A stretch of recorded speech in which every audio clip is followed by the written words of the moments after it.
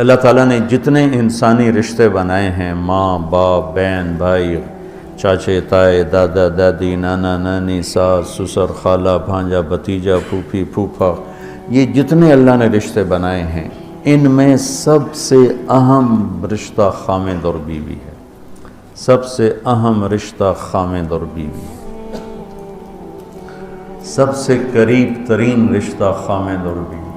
لباس سے زیادہ کوئی چیز میرے قریب ہے؟ آپ کے قریب لباس سے زیادہ کوئی چیز قریب ہے؟ بولو۔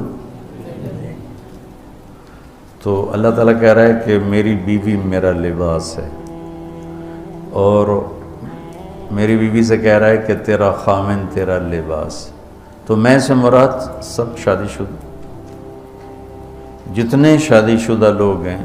تو میں بھی کون ہے شادی شدہ طلبہ میں؟ ماشاءاللہ کافی بابرکت مجمع ہے۔ ہاں اچھا، تو اللہ تم سے کہہ رہا ہے تمہاری بیوی تمہارا لباس ہے۔ سب سے قریب شادی کے بعد قریب ترین رشتہ لفظ لباس بتا رہا ہے بیوی ہے۔ قریب ترین رشتہ بیوی ہے، اور جو قریب ترین ہوتا ہے وہ پہلے ہوتا ہے، اس کا حق پہلے آ جاتا ہے، قریب ہو گیا۔ اور کل میں نے کہا تھا کہ لباس اور میرے درمیان کوئی چیز حائل نہیں ہے۔ اس سے میں نے وہ ایک حدیث کو اس کے ساتھ جوڑا تھا جو آپ نے حضرت فاطمہ رضی اللہ تعالیٰ عنہ سے فرمایا تھا کہ جس سے میں پسند کروں اسے تو پسند نہیں کرے گی۔ تو وہ چپ کر کے واپس چلی گئیں اور اپنی اور بیگمات رسول سے فرمایا کہ بھائی آپ جانو اور آپ کا مسئلہ، میں اب اس میں نہیں پڑتی۔ تو یہ رشتہ سب سے قریب ہو جاتا ہے، اس سے قریب اور کوئی رشتہ نہیں ہے۔ جب یہ سب سے زیادہ قریب ہے تو اس کے حقوق بھی سب سے پہلے ہوں، اس کا حق بھی سب سے پہلے ہوگا، اس کا خیال بھی سب سے پہلے ہوگا۔ ہمارا جوائنٹ فیملی سسٹم ہے۔ میں کوئی بچیوں کو ساس سسر کے خلاف نہیں بھڑکا رہا، جو سسرال میں زیادتی ہو رہی ہے میں اس کے ازالہ کی کوشش کر رہا ہوں۔ آنے والی بچی اپنے ماں باپ کو چھوڑ کر آئی ہے، اب وہ اپنے خامند کے ماں باپ کو اپنا ماں باپ بنا لے تو اس کی سعادت ہے، اور بچے کے ماں باپ نے اپنی بیٹیوں کو آگے روانہ کر دیا ہے، وہ اس آنے والی بہو کو اپنی بیٹی بنا لیں تو کتنا خوبصورت ہو جائے گا یہ نظام۔ لیکن تربیت بھی نہیں ہے اور سیرت بھی سامنے نہیں ہے۔ مجھے حدیث یاد آ گئی، میرے نبی نے فرمایا یہ جو میرے انصار مدینہ ہیں، سنو بڑی عجیب حدیث ہے، یہ جو میرے انصار مدینہ ہیں یہ اتنے اچھے ہیں، ان کے گھر کسی کی بیٹی جب شادی ہو کے آتی ہے تو اسے یہ احساس ہی نہیں ہوتا میں سسرال میں ہوں یا ماں باپ کے پاس ہوں۔ یہ میں چاہتا ہوں، یہ میری تشریح میں کوئی کمی زیادتی ہو جاتی ہوگی، کوئی سائڈ زیادہ بیان ہو جاتی ہے، کوئی کم ہو جاتی ہے، لیکن میں یہ چاہتا ہوں۔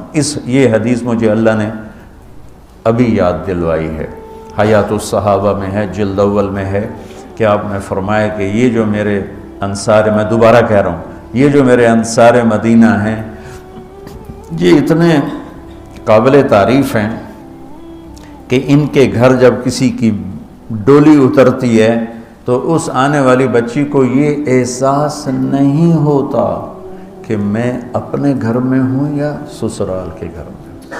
میرے عزیزو، کم از کم تم جو میری اولاد ہو، تم میری روحانی اولاد ہو، تم تو میری بات کو آگے چلاؤ کہ تم اپنے گھر کو، اپنی بیوی کو اس طرح رکھو، اپنے ماں باپ کو بھی اس پہ تیار کرو، اپنی بہنوں کو اس پہ تیار کرو۔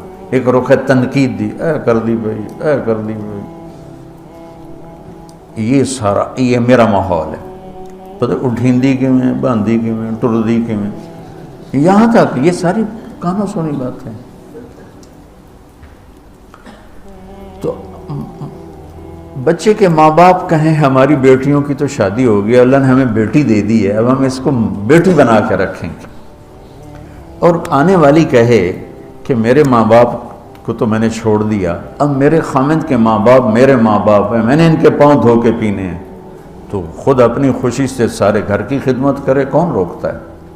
لیکن جو ہمارا ایک جابرانہ ماحول ہے، اس نے اس رشتے کو توڑ کے رکھ دیا ہے۔ یہ جو آنے والی لڑکی ہے، اس کے ذمہ ہے نسل تیار کرنا، نسل۔ میری بہو سے میری نسل چلے گی اور میں اسی پر جوتا اٹھا کے کھڑا ہوں، کتنی بڑی زیادتی۔ ماں یہ نہیں سوچتی کہ میری نسل جو چلے گی اس لڑکی سے چلے گی۔ اب ساس اگر یوں سوچے کہ میری نسل اس سے چلے گی، سسر یوں سوچے میری نسل اس سے چلے گی، خامند یوں سوچے یہ میری نسل اس سے چلے گی، خامند کی بہنیں یوں سوچے ہمارے بھائی کی، ہمارے باپ کی نسل اس سے چلے گی، تو ہم اس کو عزت دیں، محبت دیں، پیار دیں۔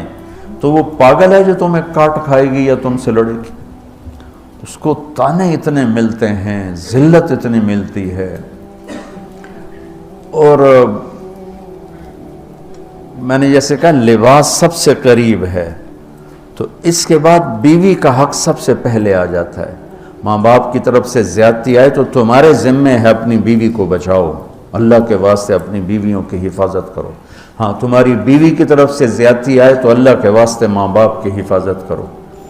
تو اس کا مطلب یہ نہیں کہ تم ڈنڈا اٹھا لو، اپنے اخلاق ایسے بناؤ، سپرنگ بن جاؤ، سپرنگ جو پریشر سے کو قبول کر کے دب کر کے نیچے چلا جاتا ہے۔ نیچے جانے میں جڑ جانے کا نظام چھپا ہوا ہے کہ جھک جاؤ، ماں باپ ناراض ہو ان کے پاؤں پکڑ لو، بیوی ناراض ہو اس کے پاؤں پکڑ لو۔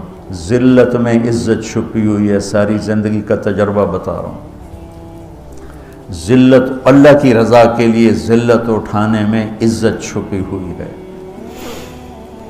ہن لباس لکم، کتنا ہی مجھے غصہ چڑھا ہو میں اپنے کپڑے پھاڑوں گا، مجھے غصہ آ گیا میں نے اپنے کرتے پھاڑنے جو کسی یہ پاگل تو کرے گا، سمجھدار دوئے دا کرتا پاڑے گا، اپنا نہیں پاڑے گا۔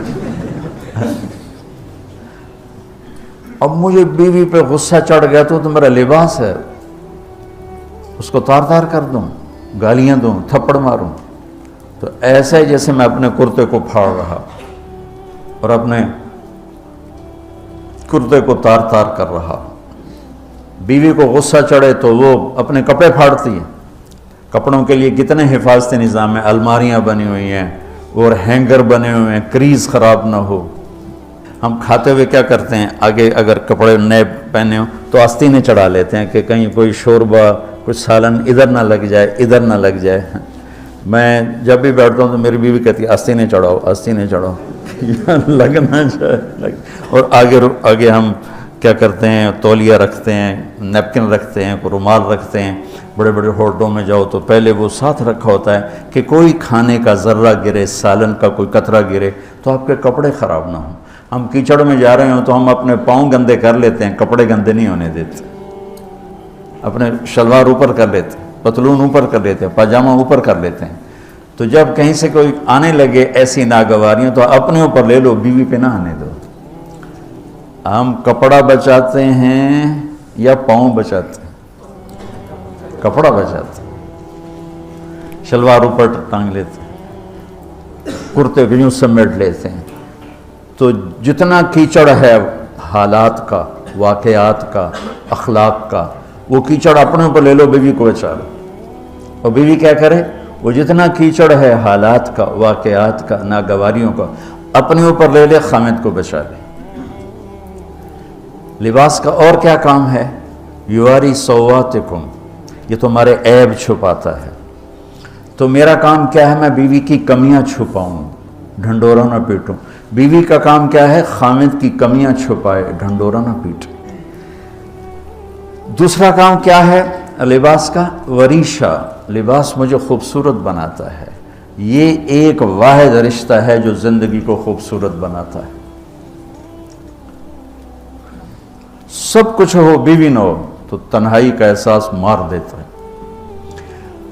اس سے ایک اور مطلب نکلتا ہے کہ لباس کے بغیر ایک لمحہ گزارا نہیں۔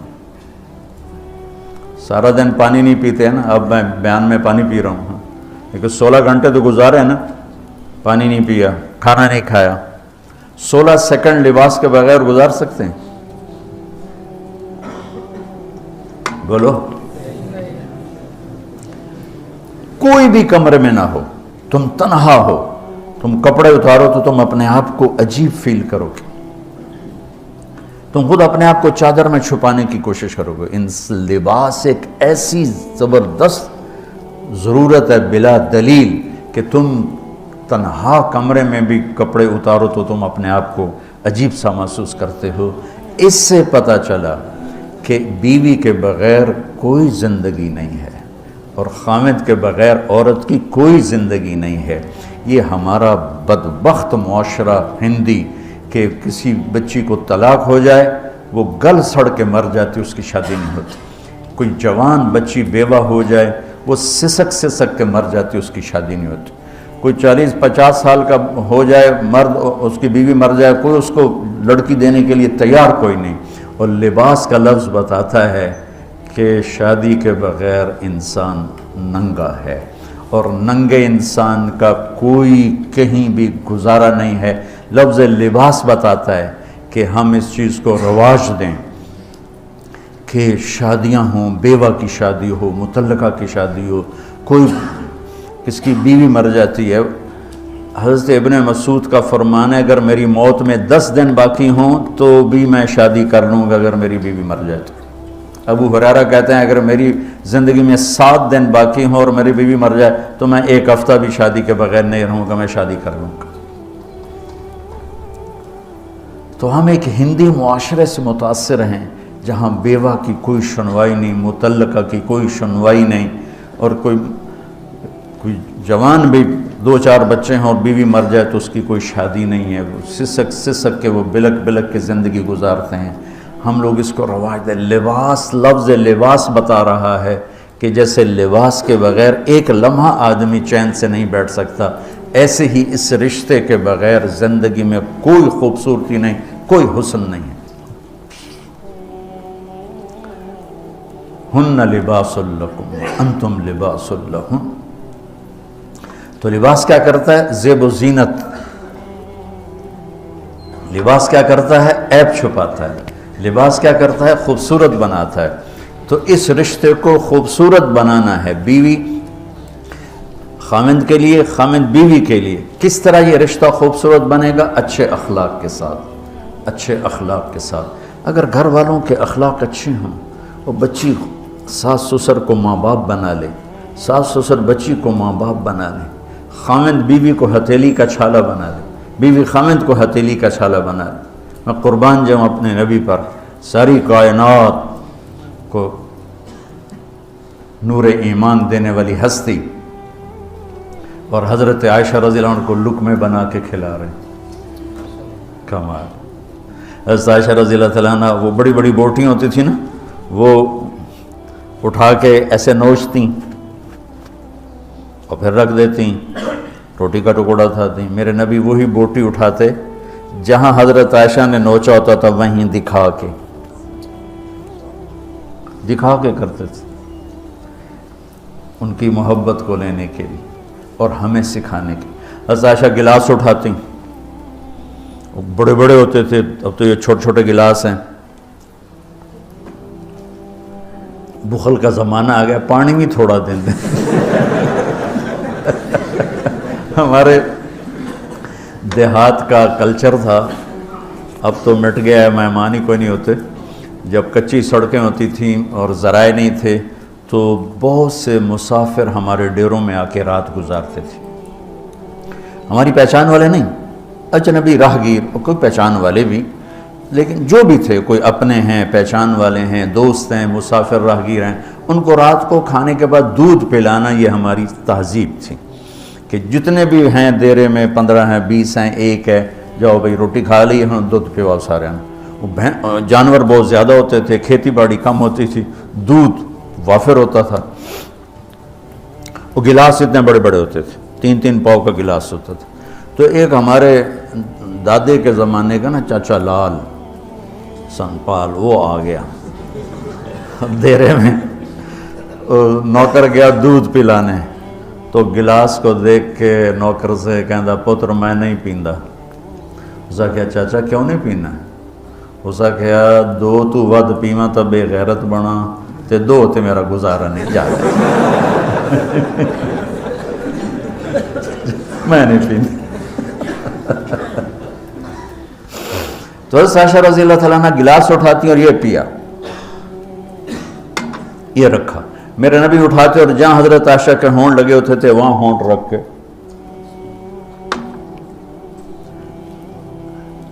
یہ زندگی سکھائی ہے. یا عائشو، کیا محبت سے بولا عائشہ نے، یا عائشو، یہ عاشقانہ انداز ہے، محبوبانہ انداز ہے. یا حمیراء، عائشہ آؤ دوڑ لگائیں. عائشہ مجھے پتہ چل جاتا جب تو میرے اوپر ناراض ہوتی ہے. حضرت عائشہ نے کہا وہ کیسے؟ کہ جب تو میرے اوپر ناراض ہوتی ہے نا تو یہ نہیں کہتی مجھے رب محمد کی قسم، تو کہتی مجھے رب ابراہیم کی قسم. جب تو میرے اوپر راضی ہوتی ہے تو کہتی ہے مجھے رب محمد کی قسم، اور جب تو میرے اوپر ناراض ہوتی ہے تو کہتی مجھے رب ابراہیم کی قسم. کہ یا رسول اللہ صلی اللہ علیہ وسلم نام ہی آپ کا نہیں لیتی، میرا تو دل آپ پہ کیا، میری جان قربان ہے آپ پر. عرب کے ماحول میں اظہار عشق عیب تھا بیوی سے. ہاں معشوق سے اظہار عشق، ساری شاعری بھری پڑی. تم نے شعراء جاہلیت پڑھو یا بعد کو پڑھو، بھری پڑی. وَهَلْ تَبْكِينَ لَيْلَا إِذَا مِتُّ قَبْلَهَا وَقَامَ عَلَىٰ قَبْرِ النِّسَاءُ النَّوَائِحُ لَيْلَا كَمَا لَوْ أَصَابَ الْمَوْتُ لَيْلَا بَكَيْتُهَا وَجَادَ لَهَا دَمْعًا مِنَ الْعَيْنِ الصَّافِحُ وَأَغْبِطُ مِنْ لَيْلَا بِمَا لَا أَنَالُهُ بَلَا كُلُّ مَا قَرَّتْ بِهِ الْعَيْنُ طَائِعُ وَلَوْ أَنَّ لَيْلَا. دیکھو لیلہ لیلہ لیلہ، چار شعر ہیں لیلہ، ہر شعر میں لیلہ. وَلَوْ أَنَّ لَيْلَ الْأُخَيْلِيَّةَ سَلَّمَتْ عَلَيَّ وَدُونِي جَنْدَلٌ وَصَفَائِحُ لَسَلَّمْتُ تَسْلِيمَ الْبَشَاشَةِ أَوْ زَقَى إِلَيْهَا صَدًا مِنْ جَانِبِ الْقَبْرِ سَائِحُ. وہ بڑے زور شور سے لیلہ لیلہ لیلہ اپنے اشعار میں کہہ رہا ہے. لیکن بیوی سے اظہار عشق عیب، موت. اس ماحول میں جس میں بیوی سے اظہار عشق ایک عیب تھا اور معشوق سے اظہار عشق شاعری بھری پڑی. ترکت ہوا لیلا وسعد بمعزل، کیا کیا خوبصورت شاعری ہے. بے بالشموس الجانحات غواربا اللہ بساط من الحریر جلاببا حاولنا تفدیتی وخفنا مراقبا فوضعنا ایدیہن فوق ترائب.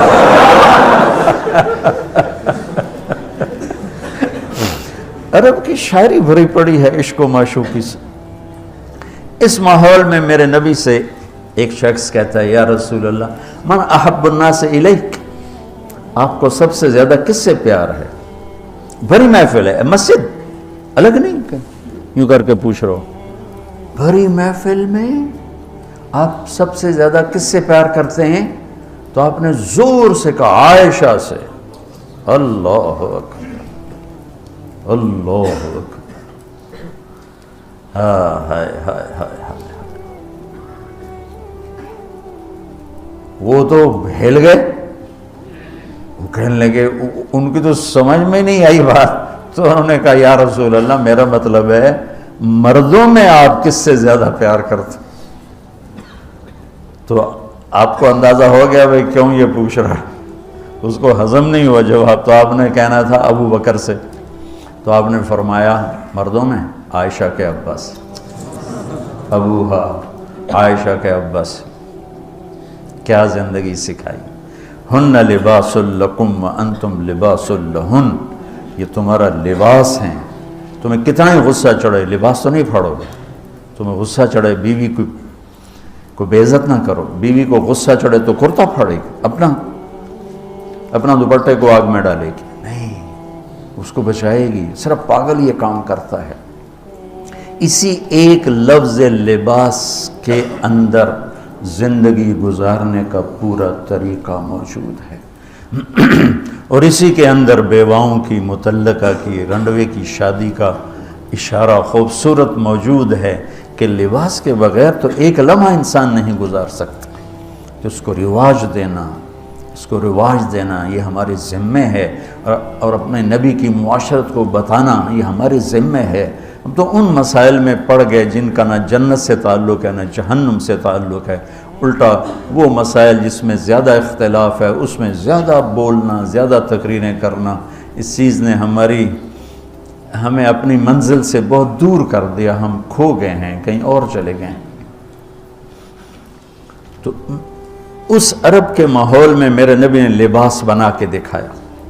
اور صفیہ رضی اللہ تعالیٰ عنہ چھوٹے قد کی تھی، اونٹ پہ سواری کے لیے وہ خود نہیں کر سکتی تھی، آپ نے اپنا گھٹنا آگے کر دیا، حضرت صفیہ نے آپ کے گھٹنے پر پاؤں رکھا اور اس کو زینہ بنا کے آپ نے ان کو اوپر چڑھایا، زینہ بنا کے۔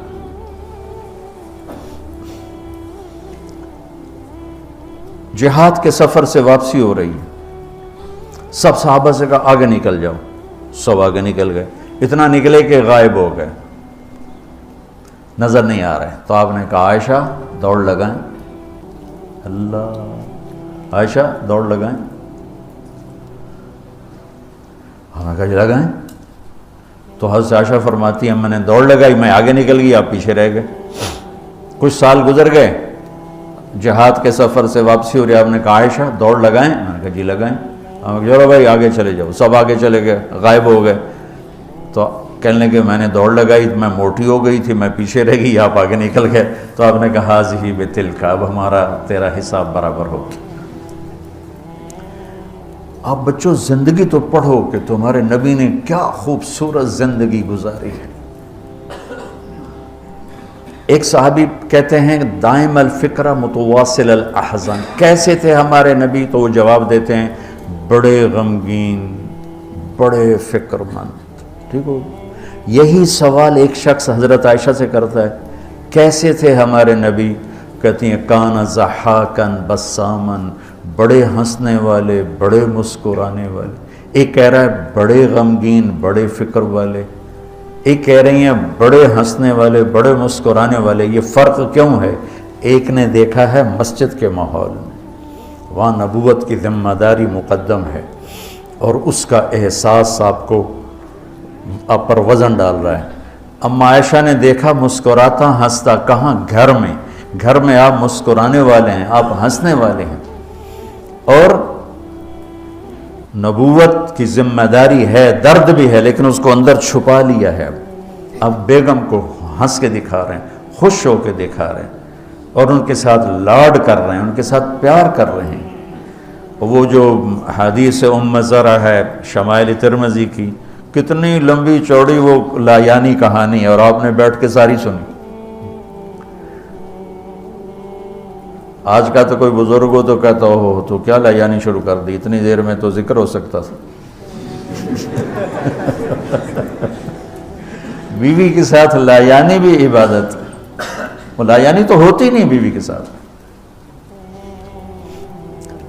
جہاد کا سفر ہے، جہاد کا، اور سفر کے لیے تیاری کا اعلان اور کوچ کا اعلان۔ حضرت عائشہ اونٹنی پہ بیٹھی، گلے میں دیکھا ہار کوئی نہیں، کہا یا رسول اللہ میں تو نہیں جاؤں کہ میرا ہار گم ہو گیا، میرا ہار پہلے ڈھونڈوائیں۔ سارے لشکر کو ہار پہ لگا دیا۔ آپ کہتے تیرا دماغ خراب، میں جہاد میں ہوں، تیرے لاڈ اٹھاؤں اور تیرے ہار کے پیچھے میں سفر کینسل کروں؟ چلو چلو۔ آپ نے کہا چلو بھائی عائشہ کا ہار ڈھونڈو، سارے ہار ڈھونڈنے میں لگ گئے، سارے۔ یہ میں کہاں سے کوئی میں فرضی قصے بیان کر رہا ہوں، گھڑ گھڑ کے بیان کر رہا ہوں، تمہیں اپنے حبیب کی سیرت سے اٹھا کے دے رہا ہوں۔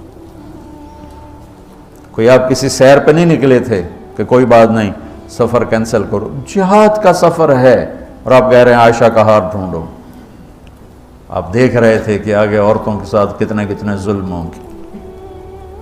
تم کو بھی سنو ان کی چیخیں اور آہیں جو میں سنتا ہوں، تمہارے کلیجے پھٹ جائیں کہ کس قدر ظلم ہے۔ اور تمہیں عجیب بات بتاؤں، یورپ میں نظر آتا ہے عورت بڑی آزاد ہے، یورپ کی عورت پر یہاں سے بھی زیادہ ظلم ہوتا، دیکھنے میں وہ آزاد نظر آتی، لیکن اوف اللہ اللہ۔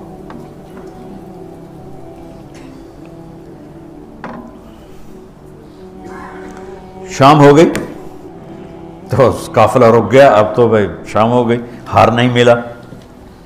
مغرب عشاء کے لیے تو پانی موجود تھا، اب عشاء پڑھنے کے بعد پانی ختم، چونکہ خیال تھا بھائی اگلی منزل پانی ہے تو وہاں جا کے نماز پڑھیں گے، تو اب پانی کوئی نہیں ہے، اور سب نے ابو بکر صدیق رضی اللہ تعالیٰ عنہ کو تانے دینے شروع کیے، تیری بیٹی کی وجہ سے اب فجر کی نماز کا کیا بنے گا، اب تو پانی کوئی نہیں، وہ وضو کیسے کریں گے، تیمم کی آیت ابھی آئی نہیں ہے۔ تو حضرت ابو بکر صدیق کو غصہ چڑھا، وہ گئے اللہ کے نبی کے خیمے میں، وہ تو باب تھے، تو آگے اللہ کے نبی حضرت عائشہ کی گود میں سر رکھے سو رہے تھے، حضرت عائشہ یوں بیٹھی ہوئی تھی، تو اب کیا کریں، وہ سوئے ہوئے ہیں تو بول تو سکتے ہی نہیں، تب وہ چہرے سے ان کو ڈانٹ رہے ہیں،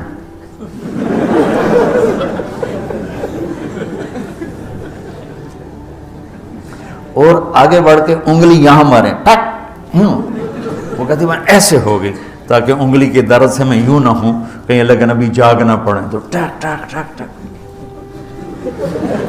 تیری وجہ سے آج سارے صحابہ تکلیف میں اور پانی کوئی نہیں ہے، گویا چہرے سے سارا کچھ کہہ رہے ہیں، یوں کر رہے ہیں، چہرے سے سارا کچھ بتا رہے ہیں، اور غصے میں باہر آ گئے۔ اللہ کے نبی کی آنکھ کھلی، پتہ چلا پانی کوئی نہیں، نماز کا ٹائم ہے، اللہ نے کہا چلو فتیمموا صعیدا طیبا، چلو بھائی مٹی سے تیمم کرو، ہم نے تمہیں پانی سے بھی بے نیاز کر دیا۔ تو پھر سعد بن عبادہ کہنے لگے ابو بکر تیرے گھرانے کی یہ پہلی برکت تھوڑا ہی ہے، اور بھی بڑی برکتیں پہلے ملی ہیں، پہلے سب ناراض ہو رہے تھے، پھر سارے خوش ہو گئے کہ یہ کیا مل گیا، اللہ نے ہمیں تیمم دے، کسی امت کو تیمم نہیں ملا۔ دیکھو نا، یوں کر کے کر لو، اس سے کوئی پاک ہوتا ہے، اور پھر یوں ایسے کر لو، چلو بھائی غسل سے بھی فراغت ہو گئی، پانی کوئی نہیں ہے تو ہمیں غسل کی ضرورت پڑ گئی ہے، تو اتنا ہی کام ہے، ضربتان۔ حضرت عمار بن یاسر نیا نیا تیمم کا حکم آیا تھا، پتہ تھا نہیں کیسے کرنا ہے، تو سفر میں تھے تو ان کو ضرورت پڑ گئی نہانے کی، ان کا اب وضو کے لیے تو تیمم ہے بھائی یوں کر لو، لیکن نہانے کے لیے تو تیمم کیسے کروں گا، تو سارے کپڑے اتار کے ریت پہ کبھی یوں لو کبھی یوں ہو رہے کبھی یوں ہو رہے، چھ بھی بڑے لمبے چوڑے، عمار بن یاسر آ کر کہنے لگے یا رسول اللہ آج میں نے یوں تیمم کیا، آپ نے انما یکفیک ضربتان، ارے وہاں بھی تجھے 2 ضربیں ہی کافی تھیں، یہ اور یہ۔ تو نماز پڑھی گئی، حضرت عائشہ نے کہا یا رسول اللہ ٹھیک ہے، ہار نہیں ملتا چلیں۔ جب میرے نبی سے اما عائشہ نے کہا چلیں، تب آپ نے کہا چلو، وہ جب اونٹنی کو اٹھایا تو ہار اس کے نیچے گرا پڑا، وہ دھاگا ٹوٹا اور پھسل کے نیچے چلا گیا، وہ سارے ادھر ادھر ڈھونڈتے رہے، اونٹنی کو کسی نے اٹھایا نہیں۔ اللہ نے تیمم کی رخصت دینی تھی، اور ایک ہمیں خوبصورت زندگی کا درس دینا تھا کہ اتنے بڑے سفر میں بھی بیوی کے لاڈ کو مقدم کیا، ضرورت کو نہیں۔ ہار ضرورت ہے؟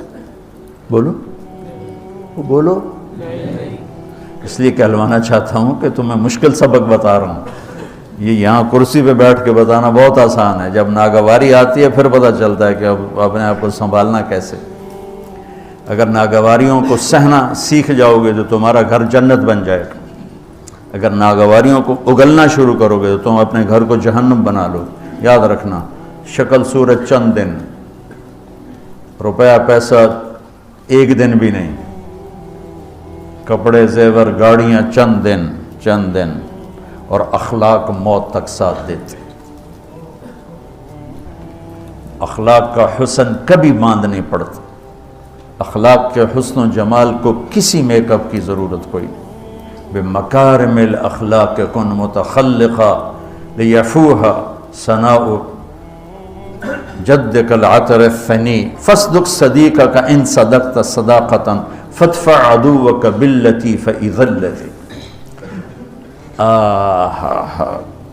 ضمیری کہتے ہیں کہ ایسے اخلاق بنا کہ تم مشک کی طرح مہکے، دوست کو دوست بن کے دکھا، اور فادفع عدوک باللتی فاذا الذی، یہ مصر آپ کی فصاحت پر پتہ بتاتا ہے کہ کیا کمال سے آیت کو اس مصرے میں فٹ کیا۔ فادفع عدوک باللتی فاذا الذی، ادفع باللتی ہی احسن فاذا الذی بینک وبینہ عداوۃ کانہ ولی فادفع عدوک باللتی فاذا الذی.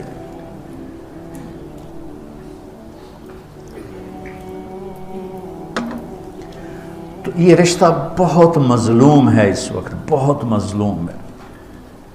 بے شک کہیں آنے والی لڑکی ایسی بے وقوف ہوتی ہے کہ تہس نہس کر دیتی. لڑکی کے ماں باپ اتنے بے وقوف ہوتے ہیں کہ بچی کو دینے کے بعد بھی اپنے کنٹرول میں رکھتے ہیں.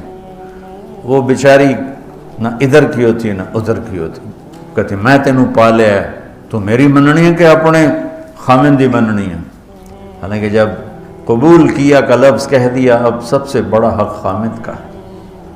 جب لڑکے نے کہہ دیا قبول کیا تو سب سے بڑا حق اب بیوی کا ہے.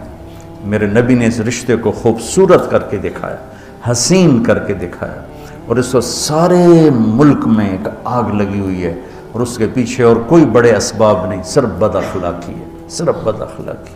اس ایک آیت کو بچوں ذہن میں، ہن لباس لکم، میری بیوی میرا لباس ہے. جتنی میں لباس کی حفاظت کرتا ہوں اتنا میں اس رشتے کی حفاظت کر لوں، میرا گھر آباد ہو جائے. میرا خامند میرا لباس ہے، میں جتنا اپنے لباس کی حفاظت کرتی ہوں اتنی اپنے خامند کی حفاظت کر لوں، میرا گھر آباد ہو جائے. تو یہ بہت خوبصورت تشبیہ ہے، بہت خوبصورت تعبیر ہے جو میرے رب یہاں لے کر آئے ہیں، اور زندگی گزارنے کا طریقہ. اور دوسری بات دیکھو، اللہ اس آیت کو لائے ہیں روزے کے فرض میں. یہ ابھی بات سمجھ میں آئی ہے.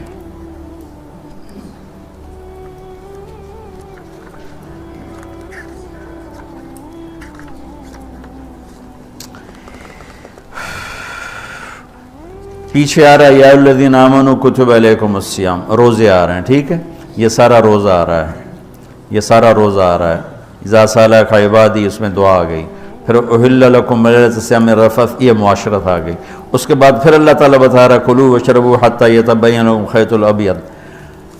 فرض روزے کے درمیان معاشرت کو اللہ نے ذکر کیا ہے. فرض روزے کے اوپر بھی روزہ ہے، نیچے بھی روزہ ہے، درمیان میں معاشرت ہے.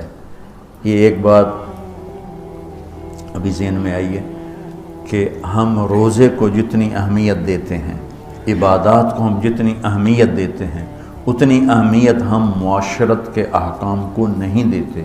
ہم معاشرت کو سمجھتے ہیں دنیا داری ہے، میں بیوی سے ہنس رہا ہوں، کھیل رہا ہوں، میں اس کے پاس بیٹھوں، وہ میرے پاس بیٹھی ہے، ہم کوئی گھر کی بات کر رہے ہیں، ہم اسے دنیا داری سمجھتے ہیں. اور میرا رب اوپر روزہ، نیچے روزہ، اور بیچ میں لباس لکم. کیا عجیب بات نہیں؟ اوپر بھی روزہ، نیچے بھی روزہ، اور بیچ میں ہن لباس لکم وانتم لباس لہن. جیسے اوپر بھی اخلاق، نیچے بھی اخلاق، اور بیچ میں تبلیغ. خذ العفو واعرض عن الجاہلین، اور بیچ میں ہے وامر بالعرف. معاف کرنے کو مضبوط پکڑو، نیچے زیادتی کرنے والوں کو معاف کرو، اور درمیان میں دعوت کا کام کرو. دعوت کو خوبصورت بنایا اخلاق کے ساتھ، اور بندگی کو خوبصورت بنایا معاشرت کے ساتھ. کہ اوپر روزہ، نیچے روزہ، اور بیچ میں آ رہا ہے تمہاری بیوی تمہارا لباس ہے، تمہارا خامن تمہارا لباس ہے. یہ ایک خوبصورت درس ہے بچوں. اگر اس کو میں لے لوں، آپ لے لیں، جو سن رہے ہیں وہ لے لیں، ان کی زندگیاں آباد ہو جائیں.